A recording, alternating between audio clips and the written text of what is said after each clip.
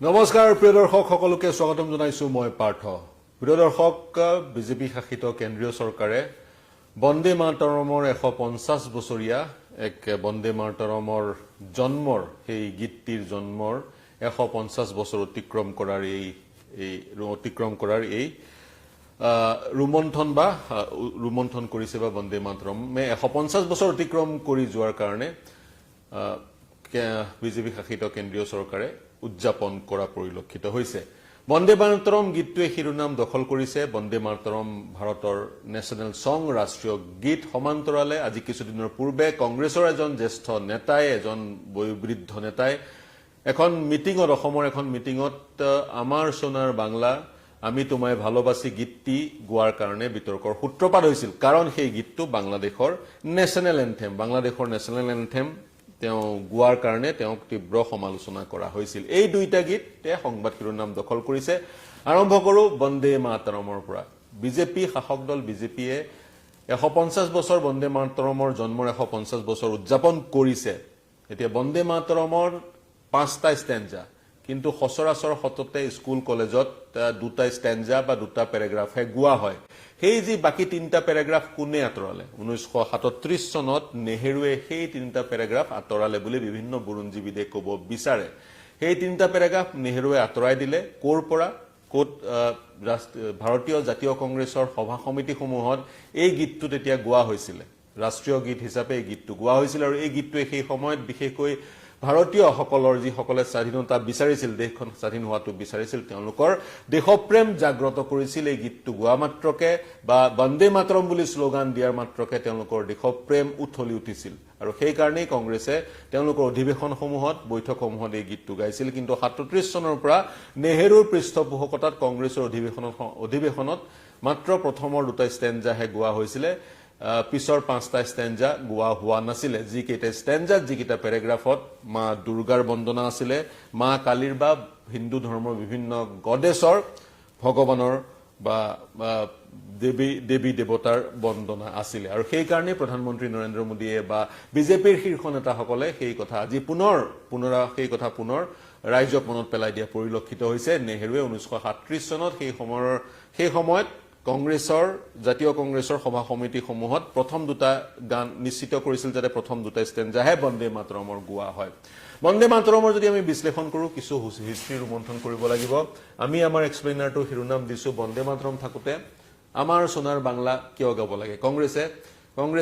2025 চনত বন্দে মাতৰম থাকোঁতে আমাৰ সোনাৰ বাংলা কিয় গাইছে। আমাৰ সোনাৰ বাংলা গীতটোৰো বিশ্লেষণ আগবঢ়াম, কিন্তু আৰম্ভ কৰিছো বন্দে মাতৰমৰ পৰা। বন্দে মাতৰম 24 জানুৱাৰী, বন্দে মাতৰম গীতটি 24 জানুৱাৰী 1950 চনত সেই সময়ত ভাৰতৰ ৰাষ্ট্ৰপতি ৰাজেন্দ্ৰ প্ৰসাদ, সেই সময়ত ভাৰতৰ ৰাষ্ট্ৰপতি ৰাজেন্দ্ৰ প্ৰসাদে ৰবীন্দ্ৰনাথ টেগোৰৰ ৰচিত জনগণ মনক ৰাষ্ট্ৰীয় সংগীতৰ মৰ্যাদা প্ৰদান কৰিছিলে আৰু বন্দে মাতৰমক ৰাষ্ট্ৰীয় গীতৰ মৰ্যাদা প্ৰদান কৰিছিল। ওৱান ইজ নেশ্যনেল এন্থেম, জনগণ মন, আৰু বন্দে মাতৰম হৈছে নেশ্যনেল সং। ৰাজেন্দ্ৰ প্ৰসাদ গভৰ্ণৰ জেনেৰেলৰ পিছত তেওঁক ৰাষ্ট্ৰপতিৰ পদবী তেওঁক যচা হৈছিলে, দেশৰ প্ৰথমগৰাকী ৰাষ্ট্ৰপতি। এতিয়া বন্দে মাতৰম ৰচনা কৰিছিল কোনে? বন্দে মাতৰমৰ সৃষ্টি কৰিছিল বংকিম চন্দ্ৰ চট্টোপাধ্যায়ে। বংকিম চন্দ্ৰ চট্টোপাধ্যায় বংগদেশৰ বাংলা ভাষাৰ এগৰাকী লেখক, জনপ্ৰিয় লেখক, অন্যতম এজন বিখ্যাত লেখক বা প্ৰতিষ্ঠিত লেখক। তেওঁ 1870 চনত বন্দে মাতৰম গীতটি ৰচনা কৰিছিলে। কিন্তু সেই 1870 চনতে বন্দে মাতৰম গীতটিয়ে কিন্তু জনপ্ৰিয়তা অৰ্জন কৰা নাছিলে। মানুহৰ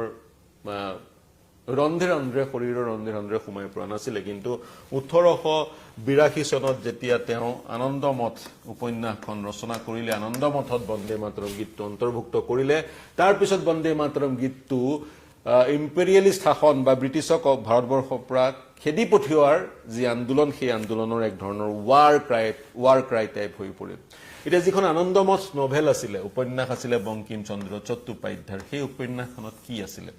উপন্যাসখনৰ পটভূমি আছিলে 1770 চনৰ ফকীৰ সন্ন্যাসিনী মুভমেণ্ট। 1770 চনত বংগদেশৰ, আজিৰ তাৰিখৰ পশ্চিমবংগ আৰু বাংলাদেশ, তেতিয়াৰ বংগদেশৰ অৱস্থা খুবেই বেয়া আছিল। ইষ্ট ইণ্ডিয়া কোম্পানীৰ শাসনত আছিলে। ইষ্ট ইণ্ডিয়া কোম্পানীয়ে সেই সময়ত বংগদেশত বেপাৰ বাণিজ্য চলাইছিলে। কিন্তু যিবোৰ নবাব আছিলে মুছলিম নবাব তেওঁলোকে হিন্দু খেতিয়কসকলৰ ওপৰত নিৰ্যাতন চলাইছিলে আৰু যাৰ পৰিপ্ৰেক্ষিতত দুৰ্ভিক্ষ আহিছিল তিনিবাৰ হিন্দু কৃষকসকলে খেতি বা যি তেওঁলোকৰ কাম কৃষিকৰ্মত মনোনিৱেশ যি ধৰণে কৰিব লাগিছিল কৰিব পৰা নাছিলে যাৰ পৰিপ্ৰেক্ষিতত তিনিবাৰকৈ ব্যাগুম দুৰ্ভিক্ষ আহিছিল সেই দুৰ্ভিক্ষত 1/3 জনসংখ্যা 33% বংগদেশৰ জনসংখ্যা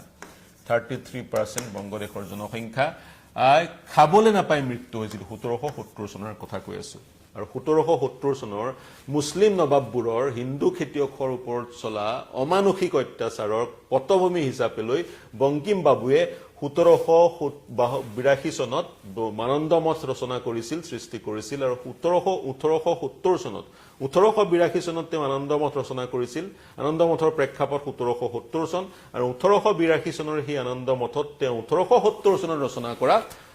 বন্দে মাতৰম গীতটি অন্তৰ্ভুক্ত কৰিছিল আৰু সেই বিভিন্ন বুৰঞ্জীবিদে কিছু বুৰঞ্জীবিদৰ ৰেফাৰেন্স আমি সংগ্ৰহ কৰি থৈছো তাৰে এগৰাকী বুৰঞ্জীবিদ তানিকা সৰকাৰৰ বাৰ্থ অফ গডেছ নামৰ গ্ৰন্থখন বন্দে মাতৰম বা আনন্দ মঠৰ ওপৰতে আৰু সেই আনন্দ মঠ নামৰ গ্ৰন্থখনত বিভিন্ন যিবোৰ চৰিত্ৰ আছে সেই চৰিত্ৰবোৰে বিশেষকৈ মুছলমানসকলক বা মুছলমান নবাবসকলৰ বিষয়ে বহুকেইটা কটু মন্তব্য কৰি থৈছে তাৰে এটা হৈছে আৱাৰ ফেইট ইজ ৰুইনড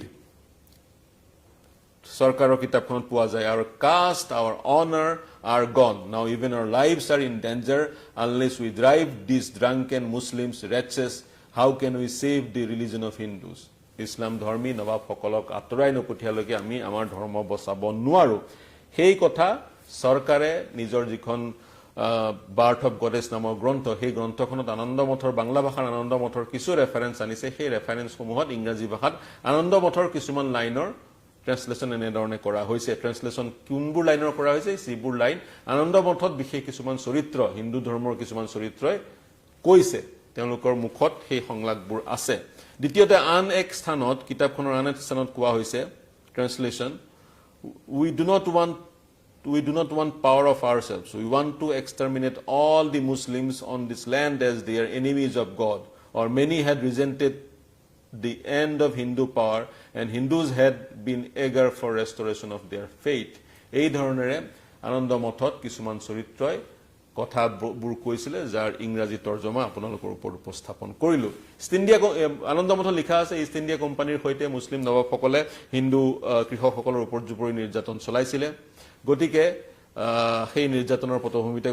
গ্ৰন্থখন ৰচনা কৰা হৈছিল আৰু বন্দে মাতৰমে এক ধৰণে জাগ্ৰত কৰিছিল উঠলি উঠিছিল দেশপ্ৰেম বন্দে মাতৰম ৱাৰ ক্ৰাই সদৃশ হৈ পৰিছিল আৰু বন্দে মাতৰমৰ যোগেদি ভাৰতবৰ্ষৰ যিসমূহ স্বাধীনতা প্ৰেমী লোক তেওঁলোকৰ দেশপ্ৰেম জাগ্ৰত কৰা হৈছিল এতিয়া বন্দে মাতৰমে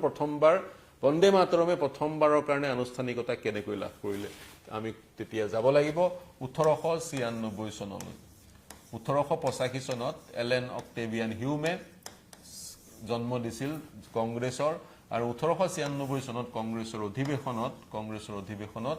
কবিগুৰু ৰবীন্দ্ৰনাথ ঠাকুৰে বন্দে মাতৰম গীতটো নিজ মুখেৰে প্ৰথমবাৰৰ কাৰণে গাইছিলে আৰু তেতিয়াৰ পৰাই কংগ্ৰেছৰ অধিৱেশনসমূহত এই গীতটো গোৱাটো এক ট্ৰেডিশনালৈ ৰূপান্তৰ হৈছিল এক পৰম্পৰালৈ ৰূপান্তৰ হৈছিল পাঁচটা ষ্টেঞ্জাৰ এই গীতটিৰ শেষৰ কেইটা ষ্টেঞ্জাত মা দুৰ্গাৰ বন্দনা কৰা হৈছে মা কালীৰ বন্দনা কৰা হৈছে হিন্দু ধৰ্মৰ দেৱদেৱীসকলক বন্দনা কৰা হৈছে আৰু আনন্দ মঠত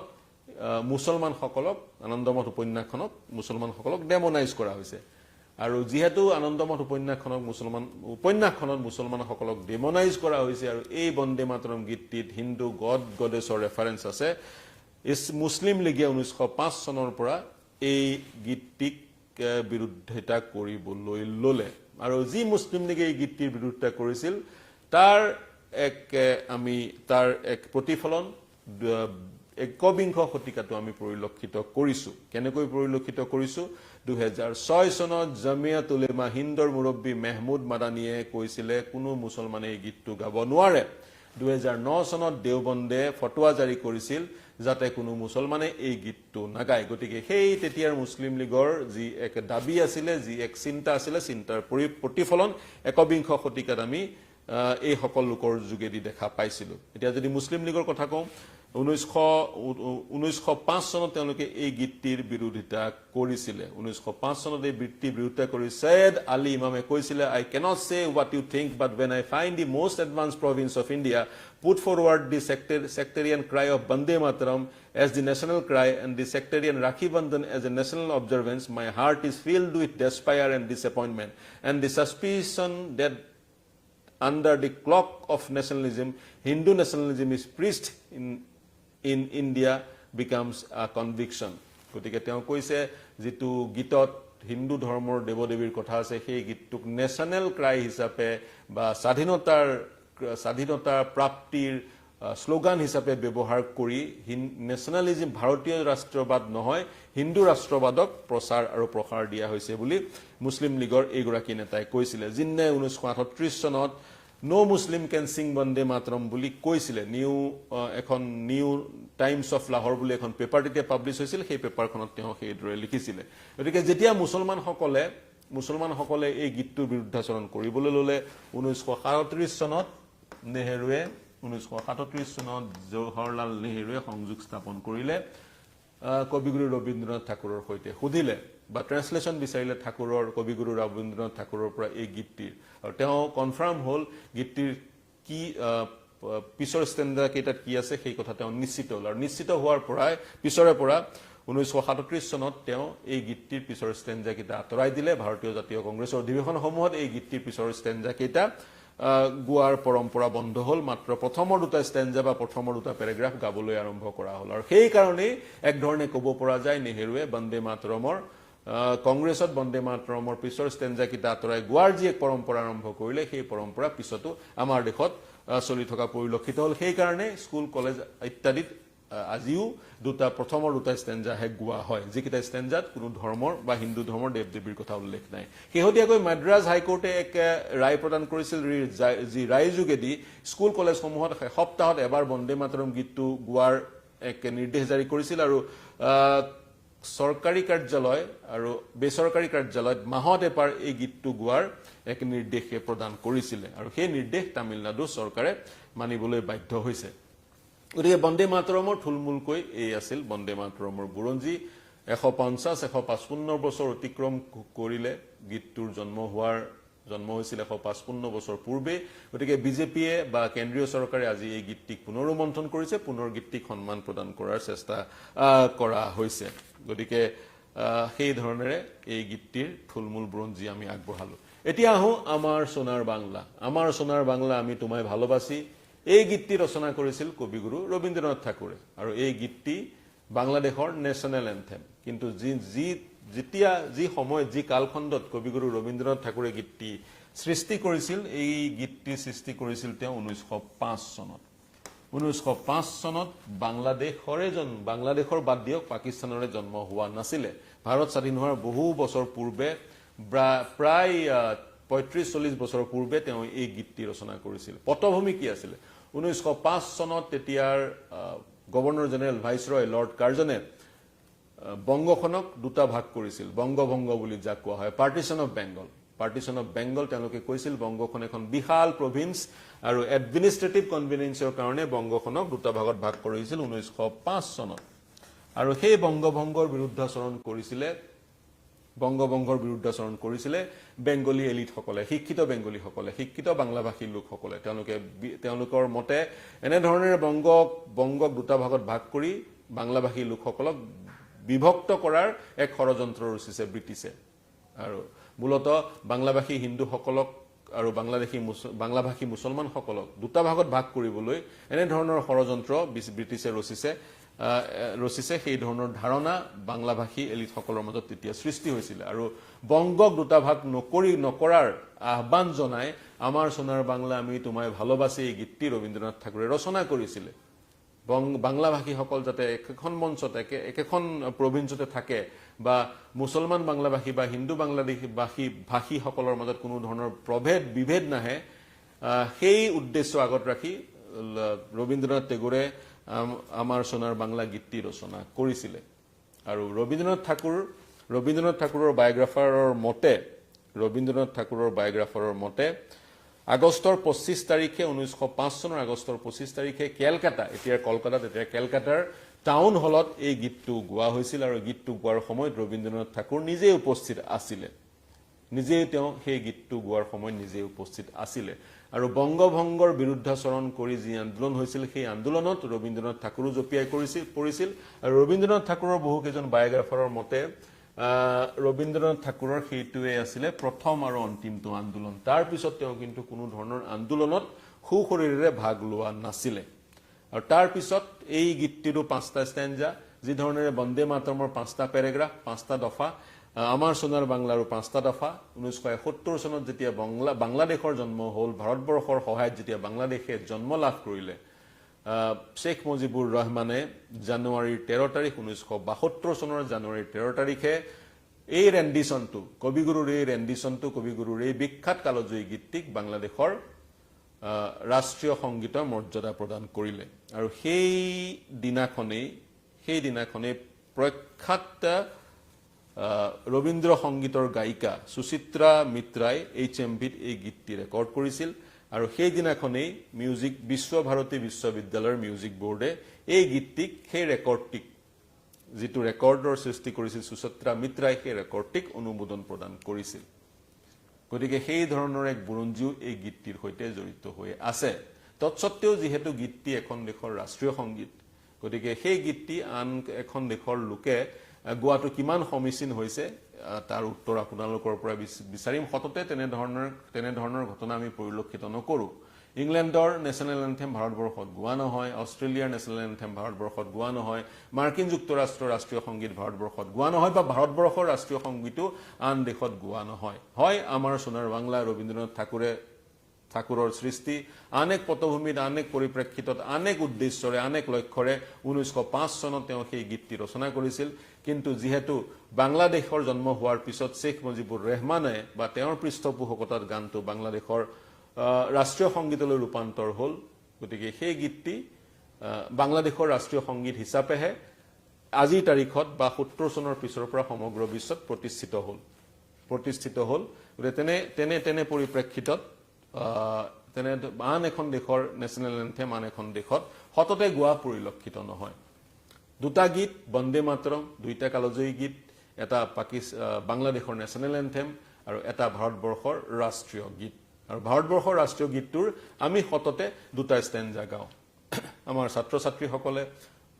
দুটা ষ্টেঞ্জা গায় বাকি তিনিটা ষ্টেঞ্জাত মই পুনৰ কৈছো হিন্দু ধৰ্মৰ দেৱদেৱীৰ উল্লেখ আছে যাৰ পৰিপ্ৰেক্ষিতত 1937 চনত নেহেৰুৱে সেই পিছৰ ষ্টেঞ্জা কেইটা নিষিদ্ধ বুলি ক'ব নোৱাৰি সেই পিছৰ ষ্টেঞ্জা কেইটা কংগ্ৰেছৰ অধিৱেশনত গোৱাৰ অনুমতি তেওঁ দিয়া নাছিল বা সেইকেইটা নোগোৱাৰ এক পৰিৱেশৰ সূচনা কৰিছিলে আজিৰ তাৰিখত আমি সেই গীতটোৰ 150 বছৰ সেই গীতটোৱে পূৰ্ণ কৰিলে বা সেই কাৰণে সেই গীতটো আজিৰ তাৰিখত আমি ৰোমন্থন কৰিছোঁ যি কি নহওক আপোনালোকে কি ভাবে কি মন্তব্য কৰিব দুটা গীতৰ আমি বিশ্লেষণ আগবঢ়ালো দুইটা গীতে শিৰোনাম দখল কৰাৰ কাৰণে সেই বিশ্লেষণ আগবঢ়ালো দুইটা গীতেই বাংলা ভাষাত দুইটা গীতৰে জনক প্ৰসিদ্ধ এটা গীতৰ জনক প্ৰসিদ্ধ বাংলা লেখক বঙ্কিমচন্দ্ৰ চট্টোপাধ্যায় আনটো গীতৰ লেখক কবিগুৰু ৰবীন্দ্ৰনাথ টেগোৰ নোবেল বঁটা বিজয়ী লেখক কবিগুৰু ৰবীন্দ্ৰনাথ টেগোৰ যি কি নহওক এই বিশ্লেষণ কেনে পালে জনাব গীত দুটাৰ সন্দৰ্ভত কিবা যদি মন্তব্য কৰিব বিচাৰে মন্তব্য কৰিব আমাৰ ইউটিউব চেনেলৰ ফেচবুক পেজত প্ৰৱেশ কৰি পোনপটীয়াকৈ আমাৰ কমেন্ট সেকশনত মন্তব্য লিখিব পাৰিব দেশ বিশ্ব ৰাজ্যৰ সকলো বাতৰিৰ কাৰণে চাই থাকিব নিউজ 18 অসম নৰ্থ ইষ্ট ধন্যবাদ